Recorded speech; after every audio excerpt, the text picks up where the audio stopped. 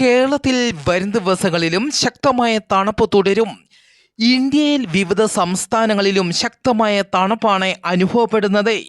ഉത്തർപ്രദേശ്, ബീഹാർ, പഞ്ചാബ്, ഹരിയാന, ജാർഖണ്ഡ്, ഒഡീഷ, വടക്കൻ മധ്യപ്രദേശ്, ഛത്തീസ്ഗഡ്, വടക്കുകിഴക്കൻ ഇന്ത്യയുടെ ചില ഭാഗങ്ങൾ എന്നിവിടങ്ങളിലും ശക്തമായ തണുപ്പ് തുടരുന്നു. ഡിസംബർ അവസാനം വരെയും തണുപ്പ് തുടരുമെന്ന് കാലാവസ്ഥാ റിപ്പോർട്ട്. ആലപ്പുഴ, കോട്ടയം ജില്ലകളിൽ പക്ഷിപ്പനി സ്ഥിരീകരിച്ചതിനെ തുടർന്ന് ജാഗ്രതാ നിർദ്ദേശം പുറപ്പെടുവിച്ചു. ആലപ്പുഴ ജില്ലയിൽ 20,000-ഓളം കോഴികളെയും താറാവുകളെയും കൊന്നൊടുക്കാൻ നിർദ്ദേശം. ആലപ്പുഴയിലെ 8 പഞ്ചായത്തുകളിലും രോഗബാധ സ്ഥിരീകരിച്ചു. കോട്ടയത്തെ 3 വാർഡിലും രോഗം സ്ഥിരീകരിച്ചു. പക്ഷിപ്പനി ഇതുവരെ മനുഷ്യരെ ബാധിച്ചിട്ടില്ല എങ്കിലും മുൻകരുതൽ ആവശ്യമാണെന്ന് മന്ത്രി വീണ ജോർജ് പറഞ്ഞു.